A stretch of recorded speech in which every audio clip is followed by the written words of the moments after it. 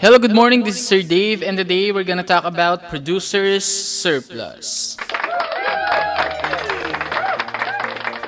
So last time, if you can still remember, no, we pinag-usapan natin yung consumer surplus, and it pertains to the benefit that consumers can get by taking part or participating in the market. Now, we turn to the other side of the market and consider the benefits sellers receive from participating in a market. As you will see, our analysis today of sellers and at the same time their welfare is similar to our analysis of buyers' welfare as we've discussed on our previous video. So for us to better understand this, let's have again a scenario. Okay? Imagine now that you are a homeowner. Meron kang mga apartments, okay? And you need to get your house painted. So papapinturan mo siya, di ba? And you turn to 4 sellers of painting services. You have friends, 3 friends, and you also have your grandma. You have your grandma na nag-o-offer din ng painting services. Okay? So we have here Mary, Frida, Georgia, and your grandma. Diba? Nice, Lola. Diba? Each painter is willing to do the work for you if the price is right. Ganun naman palagi, di ba? As long as namimit if the price is right, then they would be happily to do the job for you. Now, you decide to take bids from the 4 painters and auction off the job to the painter who will do the work for the lowest price. Siyempre, mas preferred natin yung painter na nag-o-offer ng service nila na mas mababang presyo. So, each painter is willing to take the job if the price she would receive exceeds her cost of doing the work. Now, the cost that we're talking about here is the value of everything a seller must give up to produce a good. Meaning, this is the seller's opportunity cost. Here, the term cost should be interpreted as the painter's opportunity cost. Diba? Sabi natin kanina, this is the value of everything a seller must give up to produce a good. And that is the paint job in this scenario. So ano ba yung mga yung mga cost ba na pwede nating masabi dito, okay? So it includes most likely the painter's out-of-pocket expenses. So ito yung mga gagastusin niya para magawa yung paint job. So bibili siya ng paint. She will be providing the brushes and the other tools na kailangan niya para magawa niya yung trabaho. And at the same time, you're not just paying those, diba? You're actually paying the value that the painter place on their own time. Diba? Siyempre, babayaran mo yung oras nila. Diba? So, that would sum up to the cost of production for the painter to render the paint job. Okay? So this cost is a measure, okay? This is a measure of the sellerness. Bakit sellerness? The seller's willingness to sell. So that's what I'm gonna say, the sellerness. Yeah? Seller's willing to pay. Ano ba? Willingness to sell her services. So each painter would be eager to sell her services at a price greater than her cost. Yun nga lang, di ba? Kailangan for this 4 to sell their service, dapat you have to pay greater than the cost of production. Kasi kung 9,000 yung gagastusin din ni Mary para magawa niya yung trabaho mo, di ba? Yung trabaho na pinapagawa mo, she would be happily, di ba, walk away and kaysa naman mag-incur siya ng cost sa pag-render ng trabaho for you. Yung iba, pumapayag ng 9,000 kasi okay na sa kanilang bayaran mo yung time nila na ni-render dun sa trabaho na papagawa mo sa kanila Pero still, sellers will be more eager to do the job for you if higher than the opportunity cost yung ibabayad natin sa kanila. So I guess you've been able to understand now the very concept of this table that I prepared to you. Okay, again, we have Mary, Frida, Georgia, and your grandma who's willing to do the job for you if the price is right. So when you take bid from these painters, okay, the price might start off high. Diba? Siyempre, mataas muna yung presyo. But it quickly falls as the painters compete for the job. Ganun naman yun eh. Diba? Para makuha niya siyempre yung trabaho, kailangan mas mababa yung offer niya as compared to the other service offerors. Okay? So ngayon, once pag si grandma ay nagbid less than 6,000 pesos, what will happen? She will be the sole remaining bidder dun sa paint job. Bakit? Hanggang dito lang yung limit ni Georgia. Lalong-lalo na tong dalawa. Diba? Hindi nila kaya ibaba yung service fee nila to 6,000 or less than 6,000. So let's say, grandma bids 5,500 pesos. So in this situation, grandma is happy to do the job for this price because her cost is only 5,000 pesos. Mary, Frida, and Georgia, eto, yung mga kaibigan mo, are unwilling to do the job for less than 6,000 pesos. Note that the job goes to the painter who can do the work at the lower cost. So again, sabi nga kanina, kung sino yung mas may pinakamababang offer na service fee for the job will get the job for herself. Yon. In this case, we have grandma. So again, sabi natin kanina, just like the consumer surplus, we can also use supply curve in measuring the total producer surplus or the producer surplus in the market. So let's use this situation for us to craft our very own supply curve.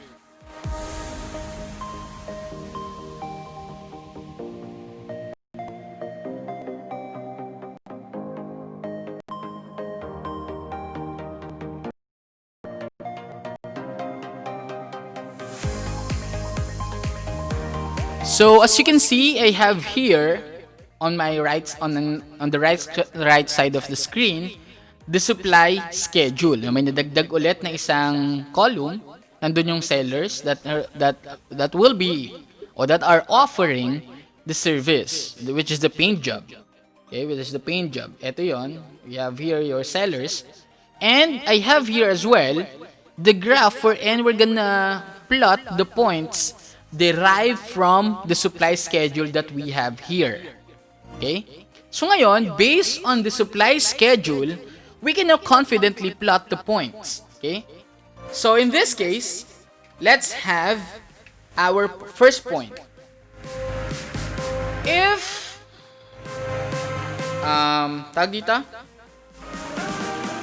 if the price of the service will be 5,000 or less, none of them would be what? Would be rendering the service. So we have here the first point andito. So ito nilagay ko na lang na limit dito. So our coordinates would be 0 and 5,000. The 0 is in the x-axis, our origin, andito yon. Ito. And then, on the y-axis, we have the price of the paint job, which is 5,000 pesos. So for our second point, what if the price increases, diba, to 6,000 or to 5,000? 5,000 pala. So let's say kanina, less than 5,000 yun. Let's have here 5,000. So let's assume that grandma, given na ang willingness to sell niya ay 5,000, papayag siya na 5,000 lang ibayad mo sa kanya. Okay lang sa kanya na bayaran mo yung value na pinlace niya dun sa time niya. So ito yung first point natin. dito. If the price is 5,000 pesos, then the quantity supplied would be 1. Sino lang magsusupply nun? Grandma. Okay? It should be... may edit lang akong konti dito sa ating ginawang table.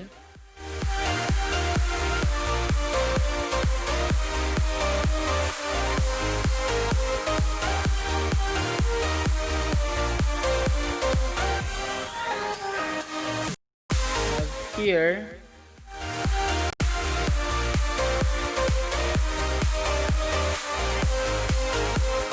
$5,000. Para di tayo mahirapan, gawin natin tong 5,000 and gawin natin tong 6,000. Okay. So I hope you can still follow. Yan. Para di tayo magulo. And then, ngayon, si Grandma, tapos dito, natatanging si Georgia yung makaka-produce and Grandma. Dalawa na sila. Yan. We have here your Grandma. We have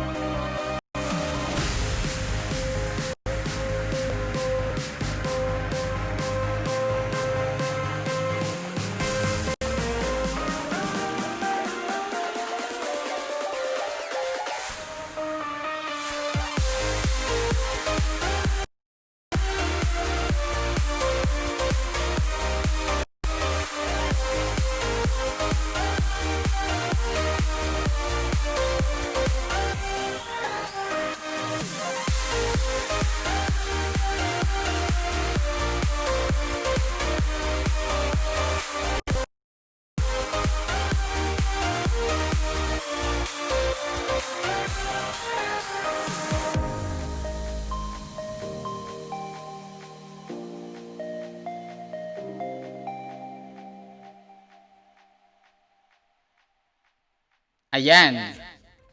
At last. So, naayos na natin yung supply curve na pinrepare ko kanina. So, I hope you can still follow. So, don't worry. I'm gonna discuss this again. So, if the price of the paid job services would be 5,000 pesos, Grandma would be willing to do the job. Tama? Diba? Kasi the willingness to sell of Grandma is 5,000 pesos. Kasama na dito lahat ng cost na gagamitin niya from the out-of-pocket expenses for the supplies na kailangan niyang gamitin.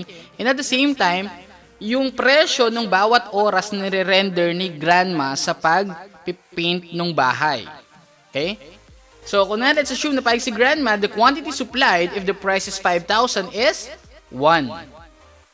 What if the price goes up from 5,000 naging 6,000? The quantity demanded will increase. Diba sabi natin, sabi sa law of supply, mayroong directly related si price and quantity supplied. As the price increases, the quantity supplied increases as well. So in this case, Georgia and Grandma would be willing to do to do the job. Okay? So we have here our second point. What if tumaas naman from 6,000 to 8,000? Siyempre, Grandma, so with Frida, but Friday yung nakalagay doon, di ba? Friday. Ayan, Frida and Georgia would be willing to do the job. So ngayon, this is our next point. Ang coordinate natin ay 3 and 8,000. So x-axis nasa yung x-axis 3, nasa y-axis ay 8,000. Next, last. What if the price tends to go up to 9,000? So 9,000, kapag 9,000, all of them will be willing to do the job. So making the quantity supplied become 4. So here is your next point. So we then have here the points plotted based on the supply schedule that we have here on the right side. So ngayon, again, just like the consumer surplus, the manner of creating the supply curve wouldn't be like this. Hindi natin siya gagawa ng guhit na ganyan. Iba. Again, what we're after here is to analyze kung gaano kadami yung producer surplus based on this supply schedule na meron tayo. So, ang style ng pagpa-plot ay ganito. Uguhitan natin siya ng ganyan. Ganyan. Ganyan. Ay, sala. Kunwari sumakto. And then, ganyan. Tapos, ganon. So, this is our curve whenever we are gonna analyze producer surplus or the total producer surplus. So, malalaman yung tamang ginagawa nyo kapag ganyan ang magiging itsura niya. Still, it slopes upward, no? Nakita nyo naman. So, again, how do we compute for the producer surplus?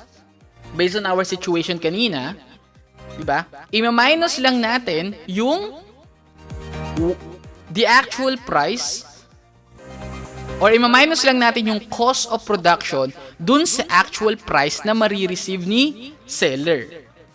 So, in this case, kapag tumaas yung presyo, okay? Kapag tumaas yung presyo,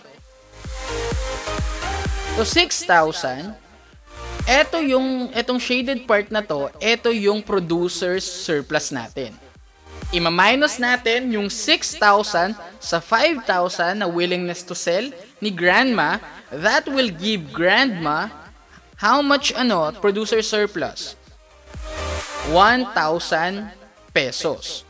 Okay, 1,000 pesos. Yung makukuha ni grandma. So what will happen? Anong mangyayari kapag naging 8,000 naman yung presyo? Okay? From 6,000 tataas yon, your total surplus would be found here. Ayan, etong shaded part na to. And again, we have another room here. Yung na-shaded part na blue, ito, yung blue yung shade, yan yung makukuha ni grandma. Okay? So, 8,000 minus 5,000 will give you 3,000 pesos. 6,000, which is the willingness to sell ni Georgia.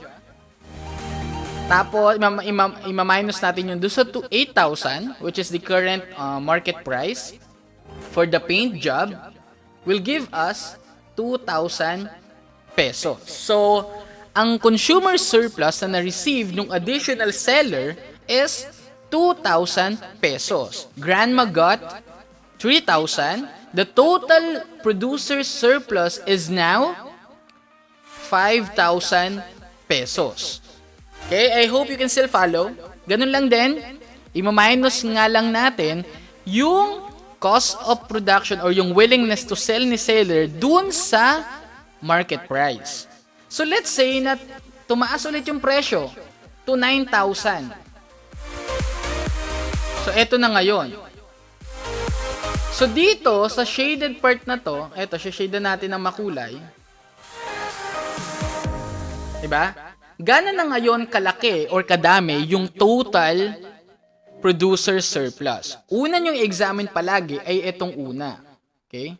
Itong una. Ang gulo na. I hope you can still understand this. I hope you can still follow. Diba? Sana maintindihan nyo pa. So, 9,000 minus 5,000, ito yon, is equal to 4,000 pesos. So, grandma will be getting 4,000 consumer surplus if the price for the paint job would become 9,000, knowing that 5,000 yung willingness to sell niya for her service. Kay Georgia, we have Georgia. 9,000 minus 6,000 will give her 3,000 producer surplus.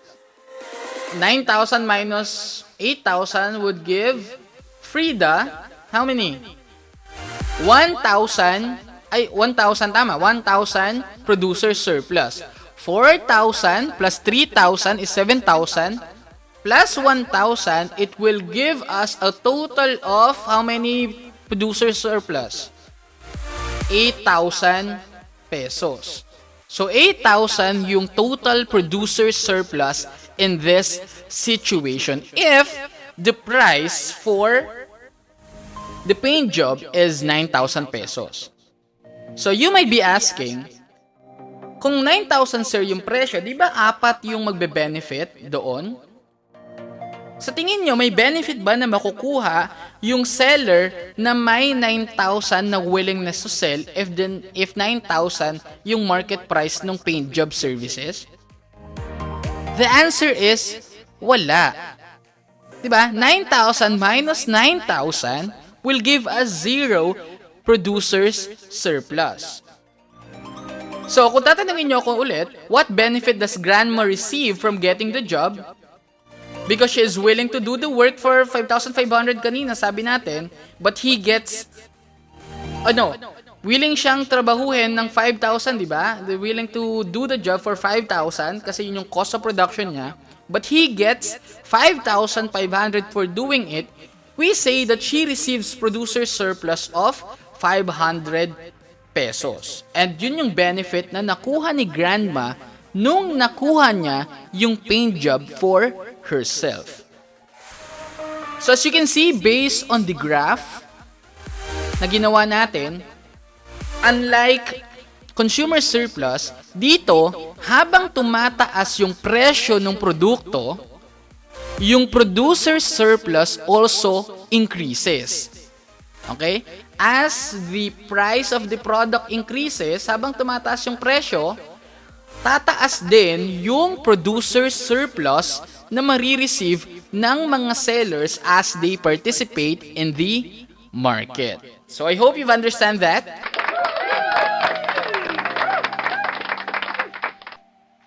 So that ends our session for producer surplus. So you just have to remember that kung sino yung pinakamababa yung willingness to sell, always get the job.